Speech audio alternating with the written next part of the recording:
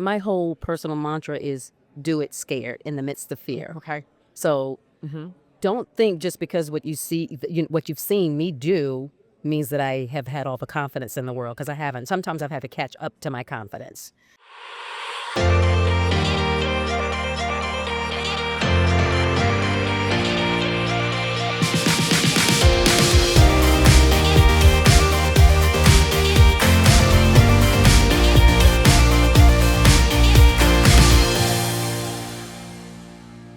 Hello, everyone, and welcome back to Community Matters Cafe for another Coffee and Conversations. I am your host, Jana Angel, and before I introduce our guest, I just want to invite you along on this journey with me. I have been trying to find people around me who are brewing big, bold, beautiful life, even when life sometimes just gives you nothing but a hill of beans. But we are taking risks, we are stepping into our space, and we are taking up what exactly is meant for us. And today I have the amazing, beautiful, talented, intellectual, and multifaceted queen, Maria Howell, here with me today. I'm so happy to have you here. Well, thank you for having me. Lovely, lovely, lovely opportunity. So thank you. Well, I'm really excited, and I'll do my best to stay focused, but no guarantees, because your career is, number one, so expansive. But first, I want to start with acting, because improv is all about saying yes. And you have taken that to the extreme and said yes to so many different opportunities that started at a very, very young age when you kind of made your debut, so to speak, in The Color Purple, which is, I think, what really got your name out there. But since then, life has only gotten better, bigger, and bolder for you. I think so. I think so. It's really interesting because my whole personal mantra is do it scared in the midst of fear. Okay. So don't think just because what you see, what you've seen me do means that I have had all the confidence in the world, because I haven't. Sometimes I've had to catch up to my confidence, if that makes sense at all. That makes a lot of sense. So it's kind of like that fake it till you make it. That's right. Where, I think too in the actor's world, the joke is always kind of like whatever you put on your resume, and they're like, sure, you can do a Russian accent, and you're like, yeah, darling, yeah, and you just have to go with it and learn along the way. Right. But what opportunities do you feel like that's given you where you just said yes and you'll panic about it later? By the time I delve into it, the panic is done. Like I always tell people, don't panic. Okay to be nervous, but don't panic. Because I know deep down inside, if I wasn't here doing these things, it wouldn't, it's meant for me to do. How do I say that? It's like, there is a reason I'm here. My job is to discover those reasons. The opportunities come. Sometimes I don't always understand at the moment, but I just go for it. If I feel that peace inside, I go for it. Yeah, there is something of going with your gut, and I think sometimes we want to fight that a lot, because especially if it almost seems too much of a natural fit, you're like, oh, what's wrong? Is the other shoe dropping? Yeah. And when you look at your career, and there's so many different things, like that's another thing, is you're such a chameleon, because not only are you an incredible singer and incredible actress, but the roles that you have played, I said earlier, was from Hallmark to Hunger Games and everything in between, because whether it's law and you're discovering things, or you're fighting crime, or you're, there's just so many things in between. So how do you step into every opportunity as if it's brand new, but also learn along the way? Wow, that's a great question. I don't really think about it too much, except for I rely on whatever I've added to my toolbox, if you will. With every role, there is something that I learn. Okay. So it's there, and it's like it just automatically comes when I need it. I just don't think too much about it. Yeah. When people write roles, it kind of speaks for itself, because you know what that is. With training, with acting classes and all of that kind of stuff, and being on the job training, if you will. Right. You just know. And maybe I take for granted that, I don't know what I'm doing, and everybody does. But evidently I know something, and I'm learning as I go along. That's why I'm always trying to inspire people. Don't worry about it. Go for it. If there's a piece inside and it's your calling, go for it. So just figure it out. And you're talking about some of those tools that are in your tool belt. What do you think are some of the tools that you've gathered along the way that do give you that security, do give you that confidence, especially if you're going to a stage or a set? That's another thing about you that really dazzles me, because it could be a live performance on stage. It could be a live performance as a musician on stage. It could be a movie set. It could be a TV set. But what are those tools that you go for and grab? confidence in knowing that I matter, I'm worthy, I'm not here by mistake, and more importantly, somebody else can be inspired. You know, it's I think here on earth we are to serve. And serving doesn't mean all the same thing in every aspect and every capacity, but I believe in giving whatever I've learned, passing it on. You know what I mean? So whenever I'm like, for example, I'll take it when I'm on let's talk about soap opera, daytime soap opera. Let's do it. I had never done a daytime soap opera. Did I smack my lips when I said that? Because that was a real thing. Like, You're like, listen. okay, look, listen. Just to give you guys some context, Beyond the Gates is like beyond anything you could want in a soap opera. First of all, starting a new soap opera in 2025, a soap opera completely entrenched in beautiful, opulent sets, amazing costuming. I know we'll dive into all that, but also centered around a Black aristocratic family that are just owning their space, owning the country club, by the way. Yes. And giving into that beautiful lifestyle with all of their family challenges and problems. But yes, let's please talk soap opera. So when I stepped on the first day, I was like, oh my God, what am I doing? I don't know what I'm doing. Oh my God, help me. I mean, seriously, I kept it cool and poised. You know what I'm saying? I kept it cool and poised. What do they call it? Like duck, where you go smooth across the water and your feet are just like under there going like this. That's perfect. I got it. Nah, I got it. Perfect. I was causing some waves. So I knew from past experiences, keep it calm, pay attention, keep your eyes and ears open and your mouth shut. That. By the second day, I'm like, I got this. That's it. And I kept it going, and I just built upon that. That's what I always tell people. Just go with it. Just go, because you don't know. When you look back, you go, oh, I get it. Just have the blind faith that everything's going to work out. And I love the fact that you keep coming back to, if it wasn't meant for you, you wouldn't have it, which I think can be a real struggle. And I think especially as women, sometimes it's challenging to say, like, I want to take up this space. I want, even if somebody's like, oh, go ahead and sit here. It's like, well, we'll sit on this edge of the seat. I'm not man spreading everywhere, but you have to really fulfill your potential. But what do you do on days where you don't feel like that girl? Because it sounds great. I'm like, it sounds great, but I'm just like, okay, if I'm showing up on the set, I'm Maria. I'm like, and I'm seeing all of these amazing, talented people around me. Even though I'm an amazing, talented person, like, how do I step into that every day? I don't think. I mean, it may sound like I'm oversimplifying this, but I just don't think.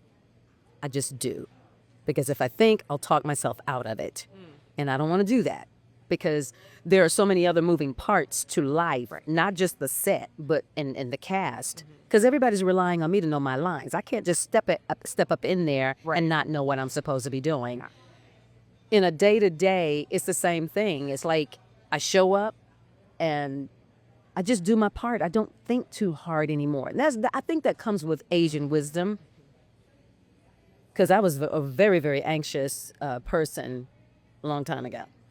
I'm like, what age? I'm still a very anxious person. I try not to be, but I'm like, it comes, time doesn't move. We navigate through time. So it doesn't matter what age you are when you get it. Because I used to beat myself up about, Maria, you should have known better. You should have known that lesson. But no, it wasn't time for me to know that lesson. Now I know. So I do better. Sounds like my internal monologue. Because I do think you look back, and especially when you are a high achiever, you want to know better. You want to have seen that coming. You want to have known that person was super sus. And you're like, no, there was a field of red flags. And I was just like, absolutely. What? I can't see them. This seems like a great thing. Absolutely. But like you said, it's your time to learn it. So I'll just go ahead swallow that pill.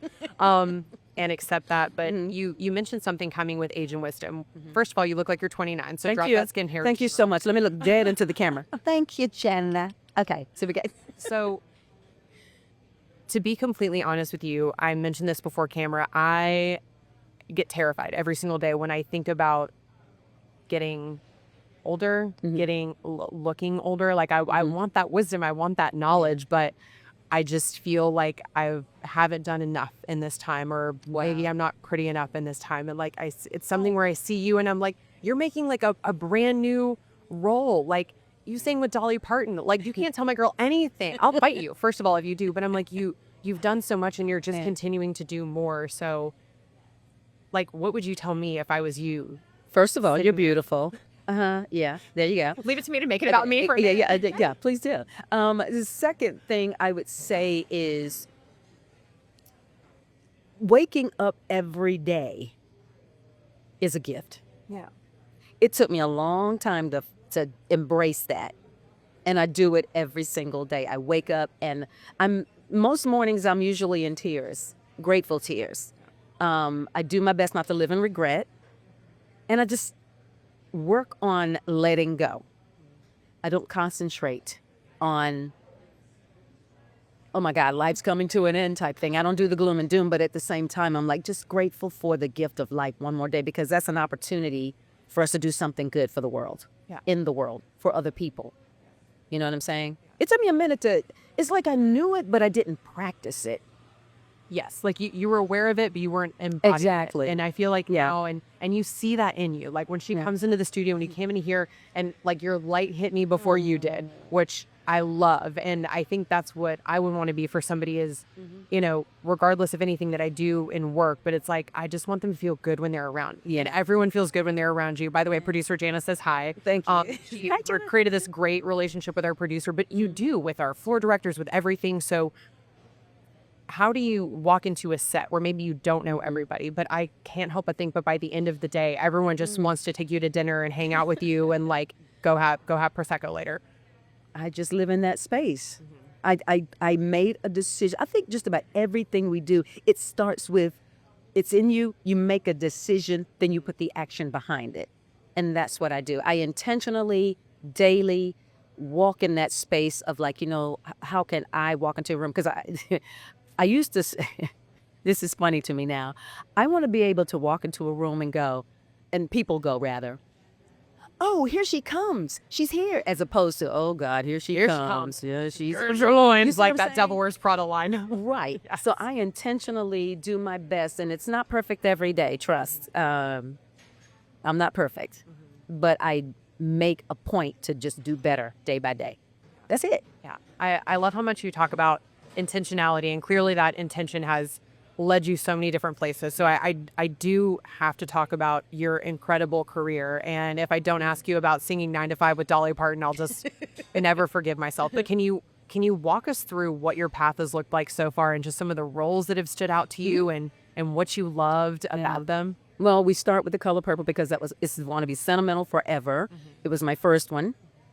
40-year anniversary this year in October. Steven Spielberg, need I say more? Right. The second one was George Lucas. That was Young Indiana Jones Chronicles. I played the girlfriend of Jeffrey Wright, who is a major actor, and Keith David.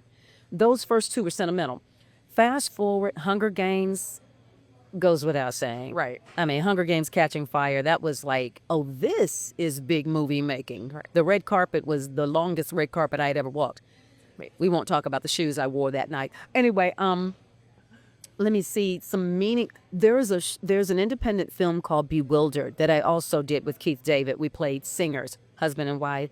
That was amazing because it dealt with Alzheimer's and dementia. A lot of music involved with that film. That was very sentimental. Oh my gosh, Hidden Figures. That's a good one. Incredible. Hidden Figures. I love watching them. I've seen it so many times. It makes me cry. Yeah. My favorite is when they all go, when the big computer, they figured out the big computer. Yeah. And it's like, all right, everyone get your stuff. And it's like, we're going. She's like, my girls are ready. And I'm just like, there. Yeah. Like walking down the hall and just crying. Yeah.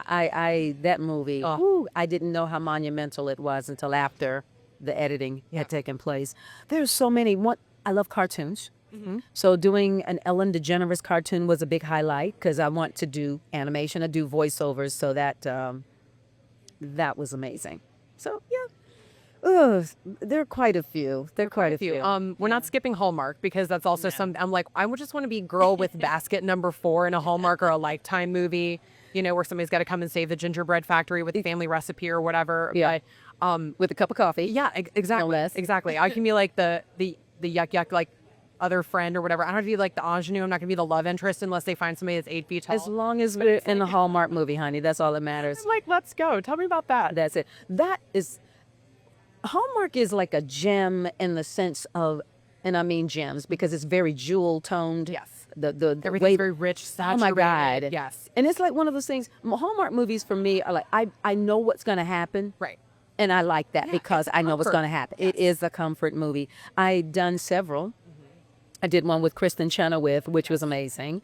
That was called A Christmas Love Story. That was just amazing. Yeah, you guys were so cute. And I did one, the Mahogany series out of the Hallmark signature series was called To Her with Love, a play on To Sir with Love. And Sky Marshall, who actually plays with Kathy Bates on Matlock, she played my daughter, and I love them all. And then right after that, I did summer camp with Kathy Bates. So I was like, I'm in a world. Okay. Yeah, summer camp was hilarious, by the way. Thank you. Like her character in that was great, but I was like, this whole concept is hilarious. It was cute. So yeah, Hallmark movies are sweet. Yeah, I just Pun intended. Yeah, I just love that. Like you said, it's like I don't know, even the cherries on the pies are shinier in Hallmark movies. Yeah. Like it's like real life, but shiny. And I think that's great. But when you're looking at all these roles, one thing I've noticed about you is you're very much a chameleon. Yeah.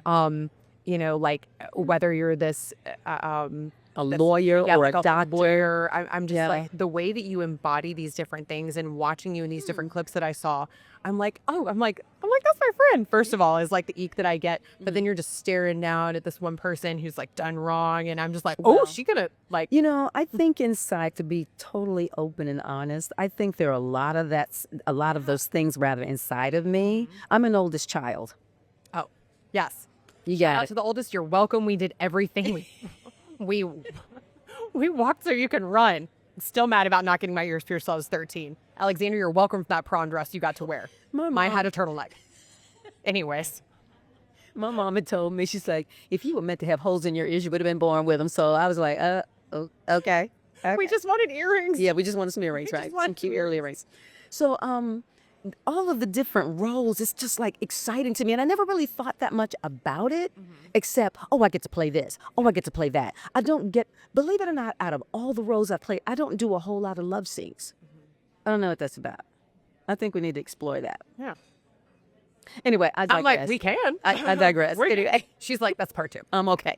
But I've played the mother, I played the doctors, the lawyers, oh my God, so many different little things. I've played a witch.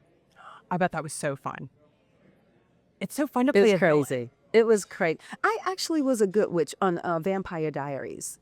Oh, that's right. Yeah, Yeah, you were in that Vampire was Diaries. kind of cool. You like how she just casually was like, oh, I'm Vampire Diaries. And like, Nice, casual, humble brag. That was kind of cool. By the way, when I was on Vampire Diaries, she kept It was that was nice because it's not that I want to promote, that sorcery or anything like that, but I like playing all the different roles. I never think about it like when you had asked earlier. When I walk onto a set, I'm thinking, okay, my mind. I think it's the scientific part of my brain. I'm constantly compartmentalizing and putting things in place. I'm like, okay, that's that. This is where I fit in. Yeah. All right, now do your job. Yeah. You know what I mean? That's about as far as I think about it.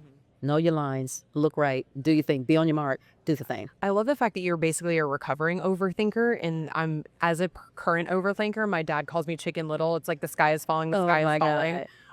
That's not really the childhood That's feeling hilarious. you want to be compared to. But that was, I'm like, I would what if myself into just a panic attack. He's like, we haven't even left the house yet, and you're like, but what if we go outside and then we blow a tire and then and we're like, There you go. And he was you just thought like, it all out. he's like, we're at breakfast. This is something happening at 6 o'clock at night. She's already like wound herself up into a tizzy. Oh my God. But I think live TV's helped me combat a lot of that because you don't have You don't have time. You don't have time to worry about it. And yeah, that's the thing. That's a good point because with TV and with stage acting, you got a big old vacuum of time. Right. With film, you hurry up and wait. You got a lot of time to sit. TV, that's it. Yeah. Talk to me about the differences for you, because those are a lot of different things to embody and sit in, and you've literally done it all. So performing as a singer on stage, as an actress on film and TV, and stage acting. So when you're stepping into each of these, what are some of the things that you love that frustrate you about each of the entities? First of all, I read the room. I read the room. That people just might not know about. That's true. Like I was mentioning, when I'm doing film, I don't necessarily like to sit around and wait a long, long time because that patience is not my virtue. Things sometimes can kick in. So I spend time talking to other actors, maybe running lines, being helpful when I can be. That is the downside for me personally. I think this is why I love the TV. Yeah. Especially the soap opera. Because you guys are moving. I mean, lightning speed. And I'm a recurring character, so I'm always bowing down and giving praise to the ones that are on there every day. Yeah. Like Anita Dupree, like Vernon Dupree. They're on there all the time, so it's like I can't complain. I'm privileged to be here. So the difference is like when I'm singing. Now to me that's second nature. I know the band members, we know what to do. We've rehearsed it. We know what to do. Yeah. That's it. I do it. It's almost like therapy for me. When it comes to voiceovers, every time I look at copy, and you can attest to this, you know what that is. Yes. But it comes with time and experience. Because I know, okay, I need my comedic timing right here. I need to be more laid back here. I need to be more announcery here. For those that don't know what a voiceover world looks like, these are terms that we use here. And then when it comes to stage acting, oh my God, that's a whole different thing. I think I'm more of TV film, and I've done a lot more TV film than I've ever done stage. I started out with stage. Yeah. I like it, but I like musicals. That's going to be more of my fit. That's a whole different approach because you've got dance, you've got singing, you've got acting, it's a lot of stuff to retain. Yeah. You know? Whew, my brain is tired just talking about it. She's like, I'm just thinking about all these things. And Yeah. there are so many, but I think anything that I've seen you do, you make it just look like second skin. Like, Thank you. and I think that comes with just knowing your craft, knowing and owning your part. But I love the fact that you're like, I just step into whoever and whatever that role is.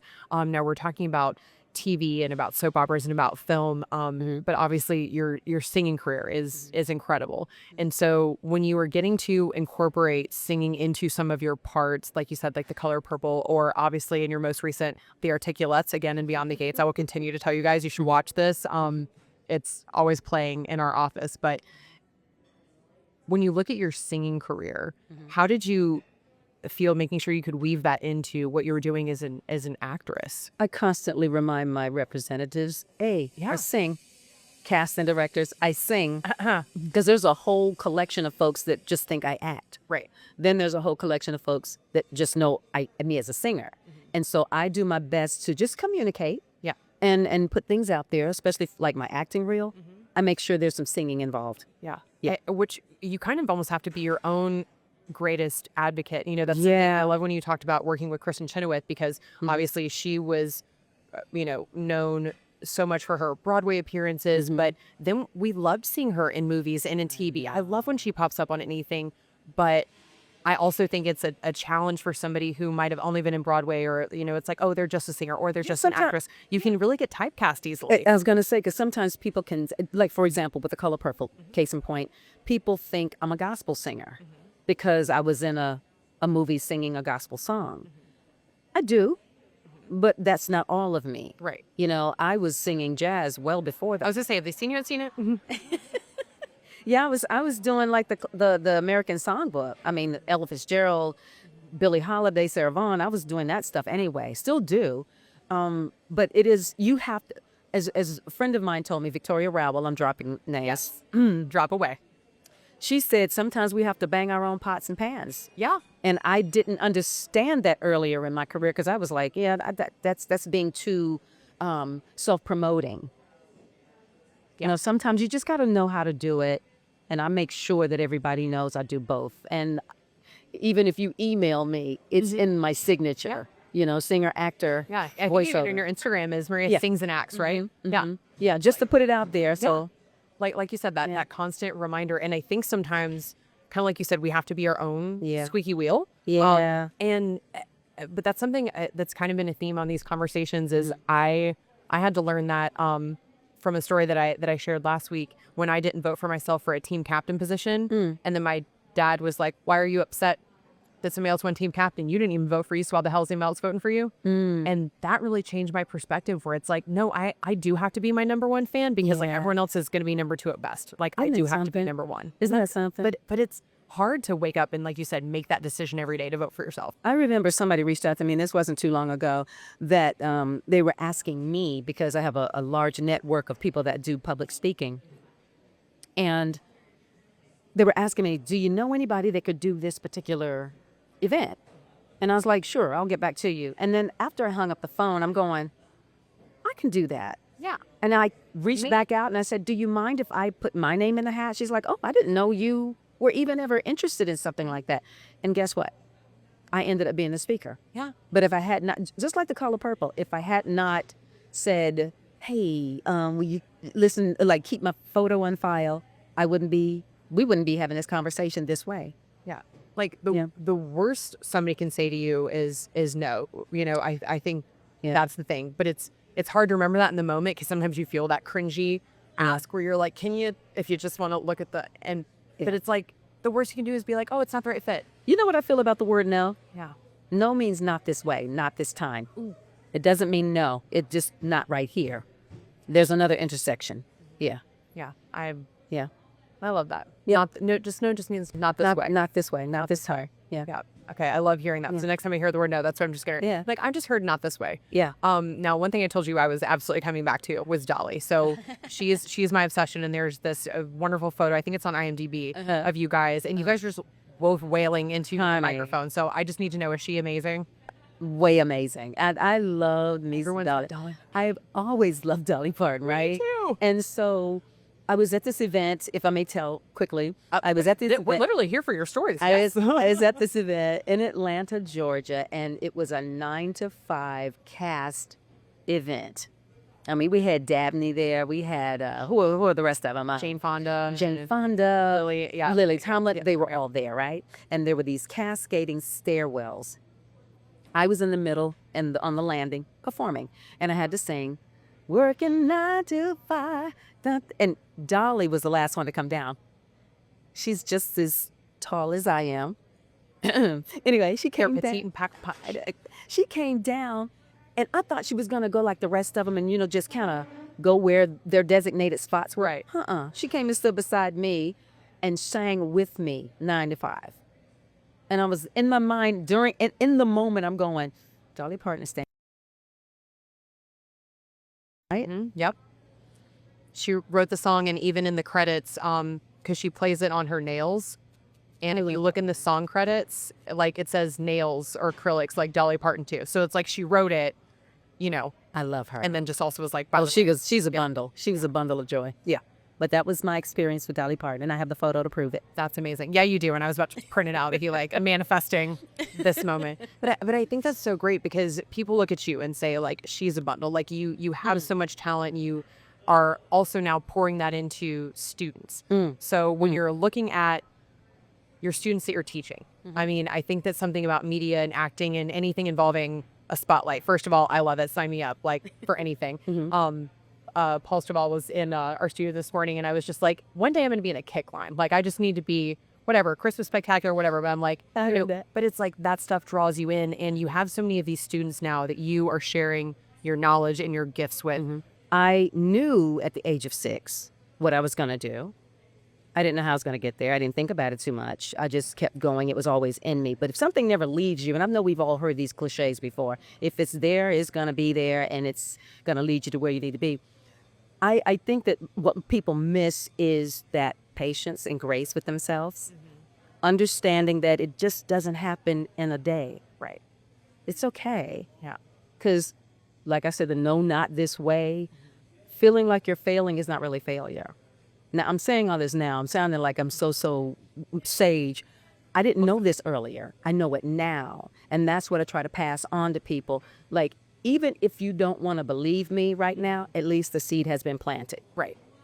Somebody else may come along and water it. You may even water it yourself. But the point of the matter is, I'm trying to insert and plant seeds so that when you get to that situation, because a lot of times it's so funny. I talk to folks, and especially younger folks, and I go, okay, mark this date, because we're going to circle back around. You're going to come to a place in your life. You're going to say, oh, and I want you to call me, reach out to me, and then you'll understand what I was talking about. Because you may not understand it right now. So, but it's my service, I say, to just plant the seeds to anyone that's willing to listen, because I can't just force the information on anybody either. And I think that's something too, is just being open. I think a lot of times we get so caught up in asking questions, we're not even letting the response happen. And I think that can be challenging. You know, you go back to acting, and if somebody's just giving you something, you're not receiving any of it, then the scene's kind of dead, right? This is a true statement. Case in point, that has happened to me before, because I literally, sometimes the director will go, long time ago, the director would go, give the directions, and I wouldn't say anything if I didn't understand. Now I speak up because I know, hey, look, I'm saving time if I ask. Right. And I will ask, oh, so what exactly did you mean? And I don't shame myself for it. Yeah. I don't care about everybody else's opinions. Yeah. I need to know so I can serve the whole situation. You know what I mean? But yeah, I think as we go through life, I don't think that we are ever perfect. Did I make a face with that? Because that's like perfect. That's hard for me to accept, because I think I have struggled with perfectionism. I've struggled with anxiety. I've struggled with stress. Not too much depression, but there have been times in my life where I have struggled with that, you know? So I give myself grace and realize I'm pretty much normal. Yeah. Like, You know what I mean? We're all just, I think, Yeah. out there, like you said, trying to do and trying to serve, trying to achieve. Yeah. When you did cross those bridges, and like you said, you had, maybe you could see depression, maybe you weren't in depression, or when you had anxiety or something like that, how did you continue to just move through it? I know with other things you've said, like you just did, and you relied on your tools and things like that. But was there ever just a time where you just felt stuck in the muck? Oh my gosh, yes. I have to admit and be open. I have a deep, deep faith. I have a deep faith in God, and that has been my anchor, period. Even when I don't feel like I've been doing the right things or being obedient to that, I know it's there, and I can rely on my faith. Yeah. And sometimes it's an interesting thing. You ever feel like you're just you're drifting away and getting far away from something that that when I feel that, that's when I'm running back. I'm like, let me get myself centered. Let me get my balance back. That is the same principle and concept I use with acting, with singing, because let me just go ahead and be transparent. There are times on stage when I'm going, oh, that note was not right. Okay, did I look into the camera again? That note was not right. Okay, you're in the moment. You don't have time. You get it together for the next note. And that's it. And I keep moving. Yeah, exactly. Like you said, singing, it reminds me of volleyball, because you have definitely had to have a goldfish memory. If anyone watches Ted Lasso, he's like, gotta have memory of a goldfish, because you make a mistake and you got to keep moving, which was really hard again for Chicken Little.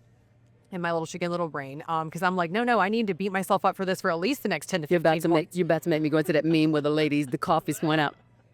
Okay. But yeah, it's I think we have to give ourselves grace. That's it. Yeah. And when we learn that and they get that muscle strong, we live free. We're going to work on that grace muscle, that not thinking so much muscle. Those are our Maria muscles we're going to think and focus on. A third muscle I think you have is just as worldly and as global as your mindset is. Something unique about you is that you lived overseas in Japan for years and had a completely different kind of stardom and draw that you got to experience there. But did you get to see that we're all kind of the same, actually, no matter where you are? You are so wonderful with your questions, because that is spot on. Yes. I'm sorry, did I let you finish the question? No, that's because I was just like, I think that seems so far from Gastonia. Yeah, shout out to Gastonia, because yes, she's your gal. We know, yes, we love it. But that seems so far removed and so far away. And something that I just want to instill in people is that we're all the same in so many ways. We all love good food. We all love good music. Everyone's family is way too far in our business, and everyone's parents think we should have already gotten married and probably been a lawyer or a doctor. So it's just in different parts of the world. What did you experience when you lived over there? When I got excited when you asked the question in the first place is because I remember the moment. It's like I don't remember the day or the time, but I remember the moment of feeling, wow, everybody's the same in the world. I would sing songs and it would have the same, because I was a little nervous, I would have the same response as I would in America. Because I was like so gun-ho, like, I got to learn Japanese. I got to learn Okinawan, the language. I got to know this. They just wanted me to be myself. Yeah. I did learn some of it. I'd learned some of the language. I learned how to drive on the other side of the street. All the things, right? Oh, I didn't know that. I didn't Oh my know God. about Japan. Oh my gosh. All the things, yeah. And I was so moved because I realized this is amazing. They just, people want to love. Women there loved the color purple. I could not believe it. I was like, they know what the color purple is, but it expanded my mind so broadly to understand God created this whole earth. So that's what my belief system is. And so why not see God's earth? Yeah. I love traveling. I don't like packing, but I love traveling. Same. I don't like I'm a unpacking. packer. I got to take everything. I don't know. I take my whole house. I don't know why. Is for somebody who's traveled so much, people are like, "Oh, you must be good at packing." I'm like, I am a shit packer. You are, because you like convenience, like me. I have every little gadget. Yeah. I try to make sure everything's compact, but I have every little gadget. Yeah. And I need options because Yes. the outfit that I had in my mind that was going to get me on the cover of Vogue, I might get there and I'm like, I look like I'm going to a flea market in the middle of the night. What was I thinking? Like I had a character in my mind that I was taking on vacation. Oh, you'd be good at acting. Anyways. And I'm like, I was going to be this girl on vacation and I get there and that girl's clothes don't fit. So I need options. I always overpack. Yeah. Oh, that's a whole other conversation. Yeah. That's another conversation. So we won't be doing a light traveling show anytime soon. Don't come to us for packing hacks. I'm going to be Please. like, I'm going to be like, check the bag. Yeah, right. What's Janice's advice? Check the bag. I'll buy everything when I get there. Yeah, anyway, so. So I love that though, that you were over there and you got to see just how really similar people are. But what were some of the things that were different than Gastonia that you thought were beautiful and that you loved about the culture? Dare I say, in Japan, I think they invented customer service. Oh, Bob. They put how do I say? They put the fan in Fanatic. And now I understand why Michael Jackson used to start his tours in Japan. You're like, oh, I get it. I heard it because when we be on tour and concert or anything, because I was in a band there, I toured around extensively. They were like so enthused, and I'm like, oh my God, They're just Oh like my God. natural hype people. They're like I'm focused in on the fandom. I love that. Yeah, I love that. and McDonald's hamburgers look like the pictures.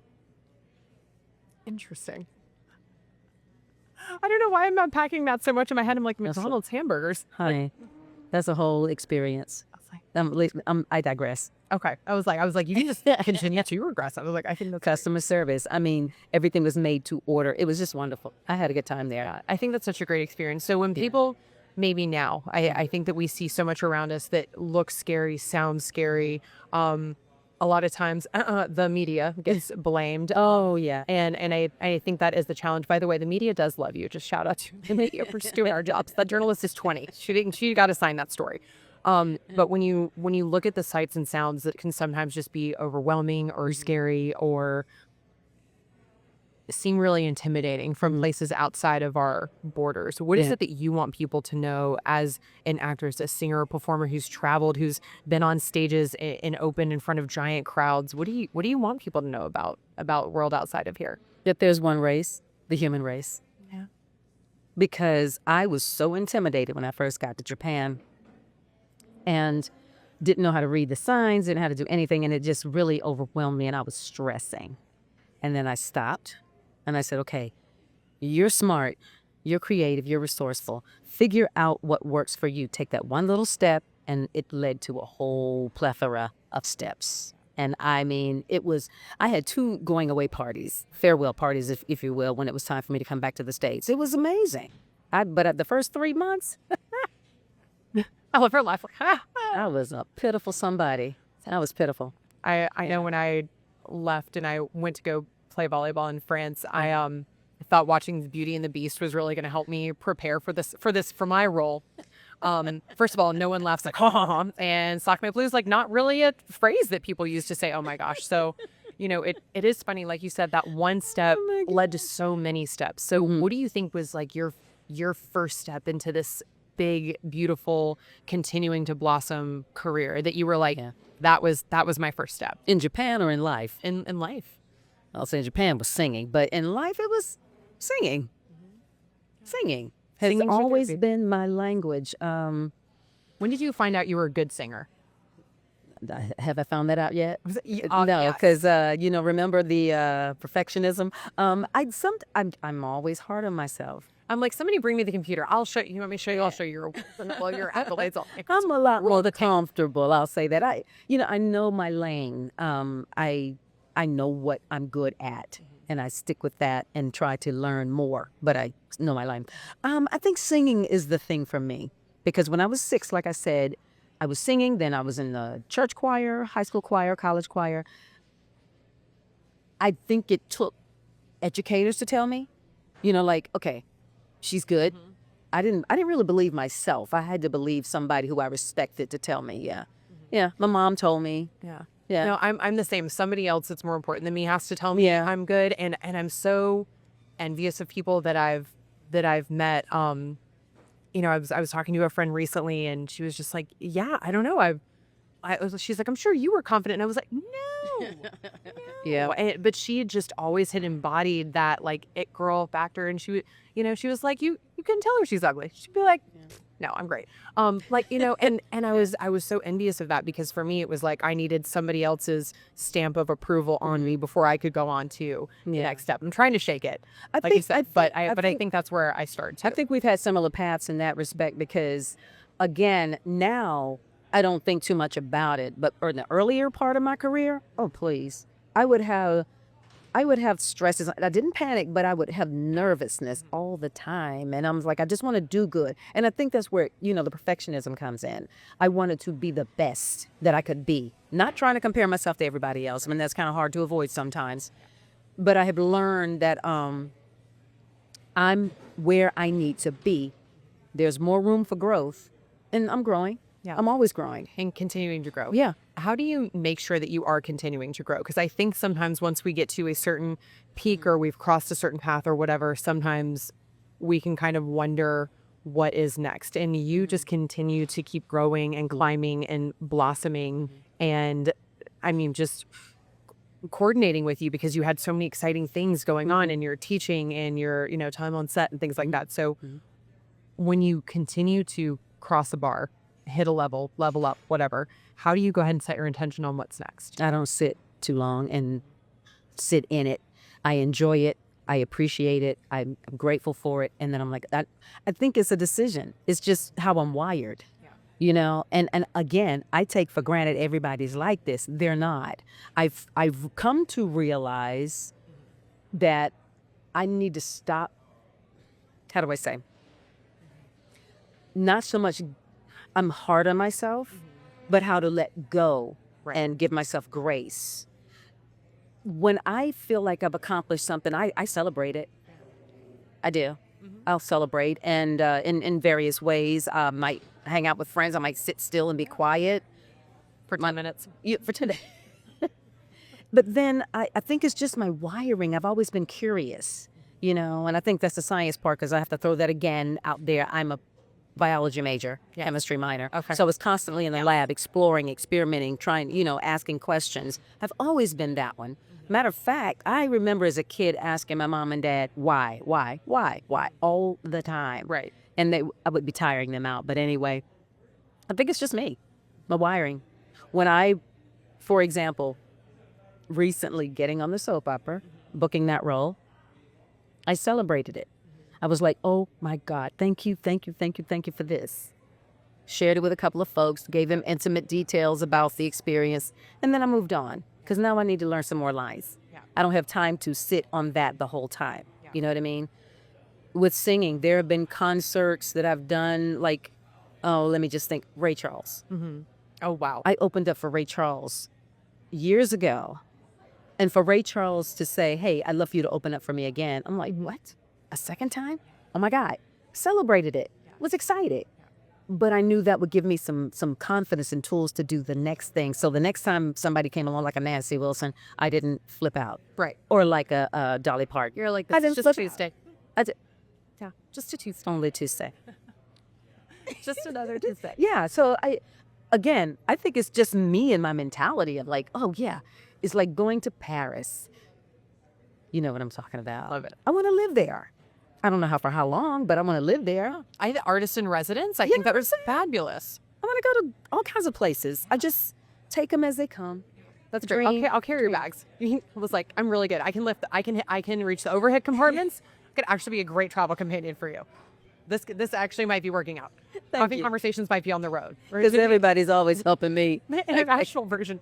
That's it. Listen, it is the law of the tall people. We are supposed to get the cereal on the top shelves. We put bags away. It is the way of the giants. That is what you're meant to do. If I see a tall person slacking on a plane, I will call you out. Okay. That's not how our people are supposed to act. If somebody asks you for cereal, you get the cereal. They want the top chips, you get the chips. People think I work at Publix. Oh my God. I got you. That is hilarious. But again, serving in whatever your capacity looks like. However you are designed. However you are designed, which I think is incredible. So That's right. these are all things, like you said, that you've been excited about, that you have stepped into. What are we manifesting next besides Paris? Because I'm loving that for us. I have, oh my gosh, that's so interesting. You have the best questions. Oh my God, it's like you know me. Okay, let me fix my earrings. Okay, wait a minute. Okay. The earrings we didn't get. These are elephant. When did you shots, finally too. get your ears pierced? I'll let you think about it while you tell me the story. I think it was 18. Yeah, like And then I got a second hole when I was 21 to celebrate my 21st birthday. I was away from home, college. I was piercing. Anyway, so what's next? I've got these, every day I wake up, there's like creative juice. Right. It's hard for me to You're back in the lab. It is so hard for me to wind down at night, and when I wake up, it's like my brain, I'm like, can I just have a simple brain in the morning? Can I just not have a lot I'm thinking about? I have these aspirations, they're already in motion. I love inspirational shirts, hats, just the merch, right? Mugs, coffee mugs and all that kind of thing. So I come up with these quotes, and I am building an enterprise of, I won't say the name of it yet because it's a soft launch in my head. Building the merch line, that's exciting to me. I get more excited coming around like a coffee shop, like Community Matters, and browsing the merch, seeing what's going on. I love going to small shops, small businesses. I just love that. That's my thing. So I, in a way, am a small business, Yeah. I have that. That's coming out. Yeah. Well, I'm excited. You'll have to tell us here, because we love merch. We love a merch section. And I think it's just another way that you get to speak to people in a different medium, which I think is so unique and it's so special. Yeah. That just makes me excited. And it doesn't have to be about Maria Howell. It is about what she's putting out there. Yeah.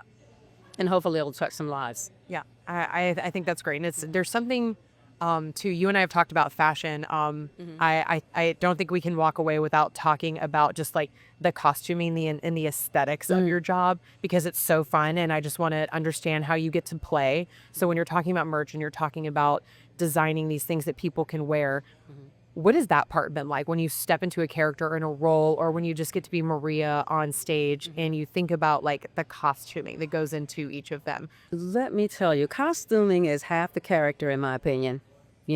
For example, there have been, if you've seen my roles, you notice I have a lot of different hairdos. Every hair, the wigs kind of put me in that mindset, in that space of, oh, this is the character. This is what she feels like. Yeah. For example, I played a pregnant woman one time in a show, in a movie rather. I had never had that on my. Yeah, I've not been in that position. So I was like, oh, now I know how all the pregnant ladies feel, because it's like pushing against the pressure, all of this. And I'm like, oh my God, hats off to all the mothers.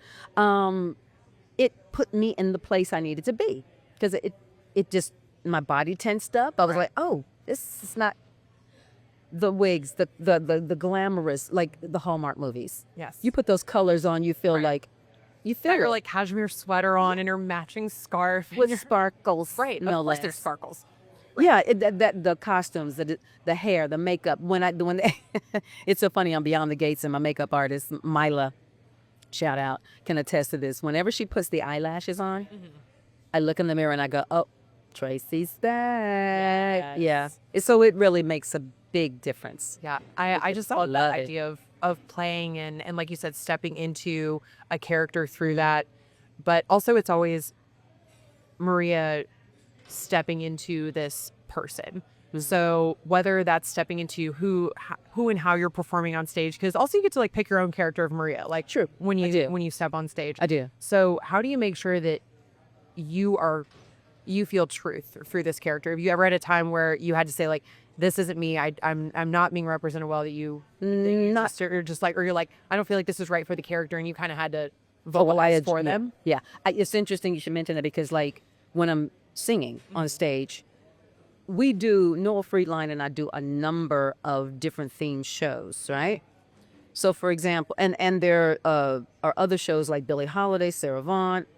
When I do these shows, I put on the character as well. It's Maria, but I put on a little layer of them just to help me channel. I remember this, we did Billie Holiday. Well, we'd still do it, but I'm always wearing a flower in my hair. I have different colors of flowers, because I'm like, yeah, Billie mostly wore the gardenia. I was going to say the big gardenia. Right, but I want to wear a pink flower with this pink dress this time. It gives the illusion, it gives that vibe, but it's still me. It's me stylizing it. So I like that. When I'm performing different songs, say for example, even within one show, which shout out doing a show this weekend at Middle Sea Jazz, it'll be the best of, because we do so many of these shows, like 14, 15 different themed shows. So within each song, there's a different character too. Yeah. You know what I mean? It's not like one dedicated show. It's like, oh, I get to sing a Hall & Oates song here. Right. I feel this way. The hard part with that is, how do I want to dress that will embody all these things? Shiny. I go for sequins. Yes. When in doubt, wear She was like, she was like, what am I wearing today? And I was like, whatever makes you feel pretty, whatever you want. I was like, but if we're doing like black tie, let me know, because I'll show up in a ball gown and do this. Macchiato and a ball gown. There you go. Let's go. Now, before we go, I have to ask you, because this is something that we always talk about on this broadcast. And when you're looking at what fills you up, we're obviously at Community Matters Cafe. We talk about what goes in our physical coffee cup, but what fills your cup as Maria Howell every day? Waking up each day. Waking up and saying, oh, I've got a blank slate. I can move and navigate through this day how I want to. Just make it special. Make it meaningful. And once I learn how to do that, it's like my day is filled with joy, you know? I don't always get it right, but I have another day to start over. That's right. And it's making that choice every day. Like I'm walking away from this conversation, and like I said, my coffee cup might be empty, but my soul feels so full talking to you, because you've talked about intention, talked about grace, talked about God, making sure that his arms are wrapped tight around you, no matter how far away you get. That's right. And come right back. That's right. It's the great thing. So you're never really by yourself. And even when you're in the muck, you can get unstuck just by giving yourself that grace, giving yourself that intention, and knowing that everything is meant for you, that you feel, right? Yeah. It fills me up to do something for somebody else too, as I call it, a random act of kindness. Just when I think of folks, I'll either reach out to them or I'll go visit them, or send a card or something. It makes me happy to do something for somebody else. I think that's so important, is like send the cards, send the text. Like if you just see like, oh, there's that restaurant I ate with my friend, or whatever you can do, just reaching out to them and letting them know that you're right there. Yeah. Well, thank you so much for joining us. I think we know a little bit more about Maria. Keep us informed. We want to know about the merch. We want to know about fashion. Absolutely. Obviously, you can catch her at C Note. She has amazing shows coming up. I'm sure we'll see you more on QC Live, because anytime you want to sing in that studio and fill it up with your amazing voice, we'd love to have you. Aw, thank you. Thank you. Thank you, Maria. All right, that's going to do it for Coffee and Conversations. Another great cup of inspiration, brewing something bold, beautiful, even when life just gives you a hill of beans. To everybody out there, thank you so much for joining me for Coffee and Conversations. Now, if you want more stories of motivation, inspiration, and empowerment that can fill up your cup when it's empty, no matter where you are, I invite you to subscribe to our channel for more.